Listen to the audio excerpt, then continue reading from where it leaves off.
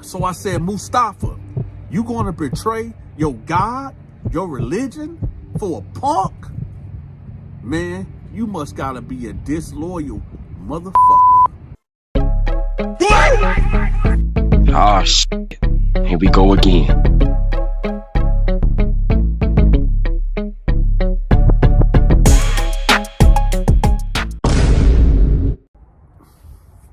This prison story right here is about where the Muslim dude, Mustafa, decided to take his kufi off and get with a punk. You know, prison is one of them places where you can go in there one way, do a little time, or do a lot of time, and then that time will wear down on your mind and make you do things that you otherwise would never do, right? Take Mustafa, because this story is about Mustafa. Mustafa was this black Muslim dude, right? I met Mustafa back in maybe in 08, right, at the reception center in Jackson. You know, he was one of them typical guys from the Nation of Islam. You know, he was on his deen. You know, he'd pray 5 times a day. He'd have his prayer rug. You know, he was pushing the Islam thing, right? He'd walk up to dudes and call them brother. He'd see 2 dudes having an issue, and he'd try to get in between it and let them know, like, y'all, we brothers. And, you know what I'm saying? He was pushing that brother talk. So this is how I would know, you know, this is how I came to know Mustafa, a real Muslim guy, right? A real Muslim black guy. Now, I didn't know Mustafa from the streets. All I knew that Mustafa was from the east side of Detroit. Not in my area, but around my area. But other than that, I never heard of Mustafa at all. So years will go by, years. And that's one thing about the penitentiary. If you do enough time and you get transferred to different prisons, eventually you're going to run into somebody that you met at the reception center, eventually. And this is where our story takes place. But before we go on, right, I need for y'all to do me a favor, okay? It ain't gonna cost you nothing, and you ain't gotta go in your pockets and give me anything yet. I need for y'all to hit the like button for me right quick. And also, let me know where you from in the comment section. The reason why I want to know where you from in the comment section, if just in case I'm on my private jet, right, and I got to bail out the airplane because it done caught fire or whatever, and I might end up in your state, I might end up in your city or your town. So I need to know if I'm able to come lay on your couch. So let me know in the comment section where you from. Put your zip code, your area code, your state, your city. Just put it in there, right? And don't forget to hit the like button. Anyway, so I'm in the cell and the guards come knocking on the door. So when they come knocking on the door, we already got somebody in the cell with me, right? I already got somebody in the cell with me, right? So when they come knocking on the door, they're like, yo, pack it up. So I'm thinking like, pack it up, right? But he's talking to the guy next door. So I get up and I hit the cell and I see Mustafa. Right now, I don't remember who Mustafa is at this point. But I see about 5 guys behind Mustafa and 2 guards. Now, at this time in Jackson, the prison was overpopulated. So what they would do, they would give people what you call boats. Do y'all remember back in the day? Hold on, this airplane is flying over here. Hold up, 1 second.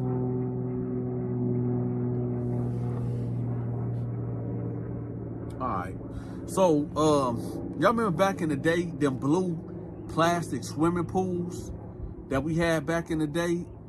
They was nothing but maybe 2 feet off the ground, the little blue circular things or whatever.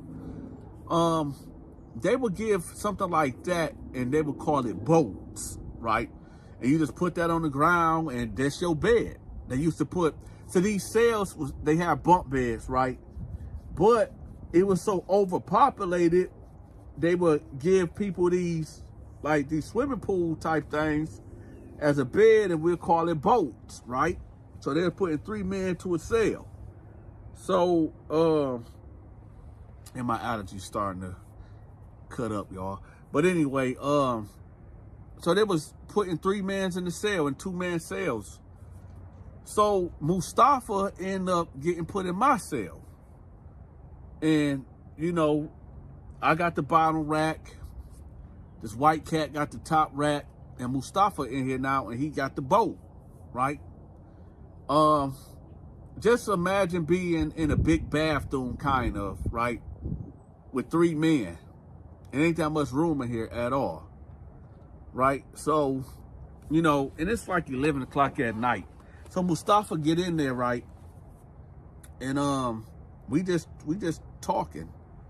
We just doing the jail talk. Ain't nothing really abnormal about the conversation. But he asked me like, yo, because, you know, the white cat, he was asleep. He was like, hey, how do you feel about having a white cellmate? I said, well, I mean, shoot, it's prison. I mean, you really can't choose who you know, gonna be in the cell with. I mean, unless you beat them up or do something to them to get them out, or you go to the hole. I said, I ain't got no problem with him. He said, oh, okay. He was like, but how do you feel about, you know, a black man being in the cell with a white man? I said, I don't feel no type of way. I mean, how do you feel about it? He was like, man, I just feel like, you know, we shouldn't be in the cells with them type of people. And I'm like, what do you exactly mean, them type of people? He's like, man, you know, the white man is the devil. And I said, where do y'all get that from? When you said the white man's the devil. And he went into this whole spiel about slavery and the white man is the cause of all the world wars, and, you know, he was calling him Esau from the Bible and stuff like that. So I'm just listening now. This ain't my first time hearing this type of rhetoric, right? I done heard this many, many, many times in prison and out of prison. But to me, I don't care about it, because the way I feel about it is like, hey, we all done committed crimes. We all got caught because we here. And I don't really give a damn what a man believes and what he don't believe. As long as it don't interfere of what I got going on, I don't give a dang. I don't care. So I'm like, okay, whatever. So at this point, I'm seeing who I'm dealing with. Right? So as he's talking more and more, I didn't really get a good look at his face. So I peeked my head over and I'm looking at him, and I said, hey, what's your name, man? And he was like, Mustafa. I said, when was you locked up in 08? And he got a little quiet. He was like, you know, I was at such and such. I said, oh, okay. All right, bet. So he said, do you know me or something? I said, I think we was locked up together when I first, you know, got in the joint. He's like, oh, okay, whatever. So let's fast forward that. So the next day, right, y'all remember when I told y'all about Strawberry? When Strawberry got to the prison, it got crazy. It was dudes in there, like what I'm about to tell y'all, that traded their morals and principles for homosexuality in the demonic realm of what comes with that, right? So Strawberry, so we all on the yard, right? You know, it's me and the homies, we over here walking the track. And I see Strawberry is over there talking to the punks or whatever, because Strawberry is a punk too. But I noticed Mustafa is not over there, you know, talking to the Muslim guys. Mustafa is sitting on a bench looking like he ear hustling to what the punks and Strawberry is talking about. So I peeped that. See, in prison, you always got to peep everything, right? Especially if your cellmate is out here doing things that he shouldn't be doing, because that is a representation of you, right? So I'm watching Mustafa and I'm wondering, like, why he ain't over there with the Muslims? Why is he over here now? He's not directly right here by Strawberry and the punks, but he's like maybe 5 feet away from them, and he's like by himself. So he's sitting on this bench right here, and then 5 feet away to the left is the punks, right? And there's a couple guys to his right over here, maybe about 8 feet that way, that's talking or whatever. But why is Mustafa? It just look odd, right? But anyway, nevertheless, I goes over there to Mustafa and I'm like, hey, come take a walk with me. He like, what's up, brother? He said, you want to talk about the Quran? I said, no, I don't want to talk about the Quran. But what's going on with you? He was like, what? I said, why you ain't over there with the brothers? He was like, man, to keep it real with you, man, them dudes ain't no real Muslims. I said, why you say that? He said, man, them dudes don't follow Islam, man. These dudes ain't real. I ain't about to be talking to these guys. So I'm like, okay, all right, well, I said, okay, all right, bet, whatever. So he was like, hey, how long you been here? I said, I've been here for about 2 years now. He said, okay. I said, how long you been here? He said, I just got here last week. I said, okay. He said, let me ask you a question, man. How do you feel about, homosexuals? I said, I mean, I don't think nothing about them.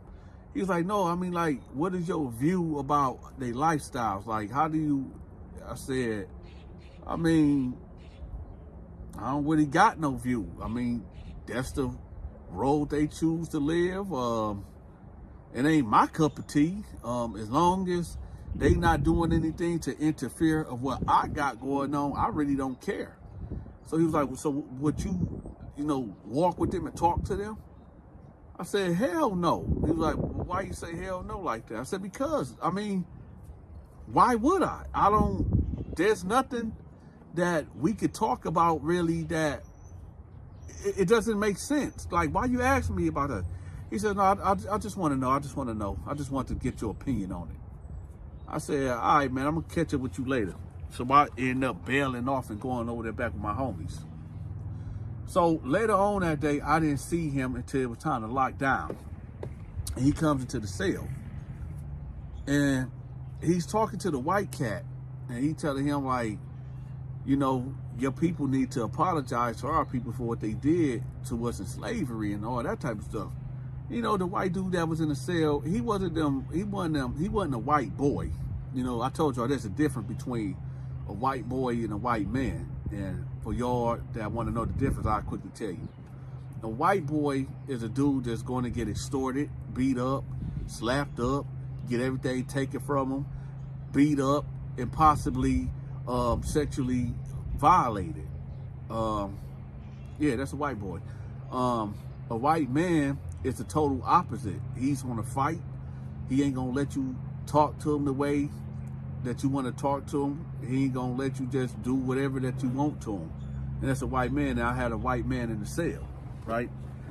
So, Mustafa was pushing that on him, and he was pushing back. He was like, hey, man, listen, I'm not, it's messed up what happened to your people, but I'm not responsible for that. That ain't got nothing to do with me, man. I'm in here just like everybody else. I grew up poor. I grew up in the hood. Shoot, I did what I did to get in here. I'm just like everybody else. So I would appreciate if you would stop trying to make me feel bad for what my ancestors did. And I don't even know if it was even my ancestors that did it. I could be Irish or whatever. I don't know. So they were just going back and forth a little bit. And so he said, all right, man, I'm going to bed. So he turned to his side and just drowned Mustafa out. So Mustafa like, hey, Dante, that conversation we had earlier about, about the gay people, whatever? I said, yeah, what about it? He was like, do you think that it's wise that I should bring the scriptures to them? I said, what you mean by that? It was like, well, they walk in the darkness, so maybe I should bring them to the light, let them know that, Muhammad came with a new message, to save everybody. Now, as he talking, I've been around Muslims, right?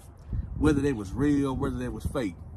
But I don't recall Muhammad coming to save homosexuals. I never I could be wrong, but I don't remember that. But at the same time, I'm like, hey, hold on. I'm like, at the same time, why are you so interested with that topic? Like, why you so? He said, no, man, I just feel like, to be honest with you, Dante, never mind. I said, what? He said, never mind, just forget it. The next day, right? Breakfast time, right after count time. I goes in there, right, in the lunchroom, and Mustafa is sitting at the table with the punks. Particularly, he's sitting right across from Strawberry. So I'm looking, and then some of my partners looking at me, looking at him, and looking back at me because they know Mustafa is my cellmate. So I go over there and I sit down with my homies, right? And they say, yo, Dante, what's up with Mustafa? I said, I don't know, man. This dude, from day one, he been asking me questions about them, and it's like he want me to get him a green light or something. And they was like, man, you think Mustafa? I said, man, I don't know, man. Now, Mustafa at this time done had 8 years in. He done did about 8 years. And like I said in the beginning, man, you never know what goes on in a man's head. A man can start off a certain way, and I don't know, through all the years he been in here, I don't know. Maybe I don't know. After count, right, because we had to do a second count on a Friday before they let us just really hit the yard and just roam. After count, I say, hey, Muhammad, what was going on with you sitting at that table, homie? He was like, what table? I said, he was at the table, at the homosexual table. What was up with that? He was like, oh, no. You remember when we talked about me bringing, the word to the homosexual table? I said, yeah. He was like, well, that's what it was about. I said, hey, do me a favor. Next time, because, you done did time before. This ain't nothing new. You see what that'll look like, right? He's like, man, I don't care what people say, man. I don't care what people, what look like what. Shit, if I want to talk to someone, I'm going to talk to him. I'm a man. I said, all right. I'm just saying, man, it's a bad look. And he was like, what, you want me to get out your cell or something? Because I ain't got no problem with you, brother. I ain't got a problem with you, brother. But if you want me to get out the cell, if you feeling some type of way about that, I could leave the cell. That ain't nothing. I said, yeah, that might have to be a possibility, if you're going to be, with them, you know what I mean? He like, man, hey, listen, brother, it ain't no issues, bro. It ain't no issues. I said, all right. So at the count, we went our separate ways. 6 o'clock yard, right? Guess who I see over there, right in the midst of the punks? Mustafa. Everybody's looking over there at Mustafa, right? There's about 4 Muslims that pulled up on them. I couldn't hear exactly what was being said. The 4 brothers that was hollering at Mustafa, because he was right there in the midst of the punks. I don't know what Mustafa was saying to them, to the punks. But when the brothers approached him, I just seen a lot of hand movement and this and that. And then the 4 brothers walked away. And then I hear Mustafa like, man, F y'all, man. Y'all ain't real Muslims anyway. And then I seen one of them turn around like he about to go back over it, but the other brothers grabbed him and stopped him. So me looking at the body language, I'm like, they about to fight. It's something about to go down between them. I don't know if they told Mustafa like, yo, you're a Muslim, you can't be out here hanging with these cats, you can't be out here parading, that's a bad look. And I told him that's a bad look myself. But I guess Mustafa was like, man, F that. I'm going to do what I want to do, when I want to do it, how I want to do it. Plus, y'all some fake Muslims anyway, right? So, after that, we hit the door. Mustafa is in the cell packing his stuff up. And I'm like, what's up, Mustafa? He was like, hey, yeah, Donta, I'm gonna go ahead and turn it in. I said, okay. I said, so where you going? He said, I'm finna just go check in and said, I'll be back out. I said, okay. I said, hey, Mustafa, what was that all about with the Muslim cats early on the yard? It was like, oh man, I was just letting them know, man. Hey, shit, y'all can have this Islam stuff. Actually, he said y'all can have this Islam S-H-I-T. That's what he said. I can't cuss due to YouTube regulations, laws, and policies. But he said y'all can have this Islam shit, man. So next thing you know, I said, okay. So he was like, matter of fact, here you go, bro.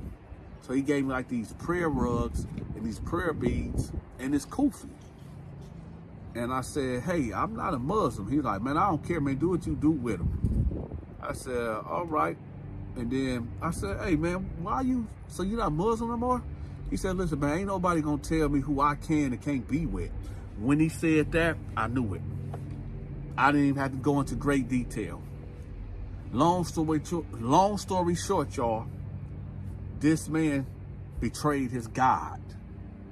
He betrayed his religion to be laid up with a punk in prison. Now, how do I feel about that? I don't feel no way about it. Why? Because it's none of my business. If a man, hey, he betrayed his God, he betrayed his religion to lay up with a man. Y'all know, I tell y'all all the time, I can't tell another man how to program. I can't tell another man what to do with his junk. I can't. I can't tell a man, hey, but that's a cold play, man. To betray your God for a punk, that's a cold piece of work, y'all. Cold-blooded. Give me a call at 1-313-452-8981 if you want me to promote your online business or products or social media channels. Also, if you are watching this video and you didn't get my notification, unsubscribe to the channel, subscribe back to the channel, and hit the all notification button. I drop a new video Monday through Friday at 10 a.m. Eastern Standard Time. Hey, are you a member of the Donta Show Network? If not, I'm going to have the link pinned at the top of the comment section. Also, when you become a member of the Donta Show Network, I got exclusive videos teaching you on how to become a big, successful YouTuber such as myself. Again, the link to the memberships will be pinned at the top of the comment section. By the way, if you want to send a gift to support the Donta Show Network, send me a text message or give me a call at 1-313-452-8981.